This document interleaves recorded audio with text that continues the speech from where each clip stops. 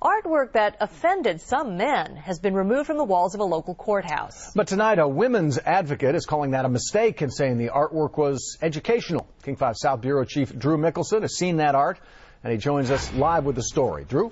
Alan, that artwork hung here at the Thurston County Family Courthouse for over 4 years, but no one complained about it until this week, and that's why it was all taken down. But is it really offensive anti-man art?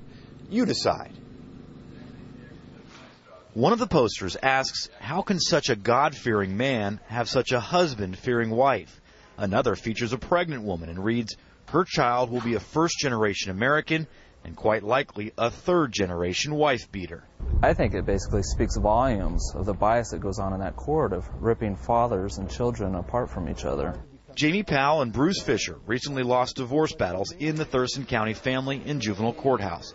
They complained to commissioners the 5 posters, which were hanging near courtrooms in front of the prosecuting attorney's office, were discriminatory against fathers. What it looks like is that the county and the court, when you walk by these biased paintings, is that they sponsor that agenda. The same day they complained, the judge in charge of the family courthouse ordered the posters be replaced with the youth artwork that's found throughout the courthouse. It was my opinion that even though it probably represents reality, it may make some people feel uncomfortable, and so it's just best that we not post it since we want to be inviting and make sure everyone feels they're heard and they're treated fairly when they come to the court.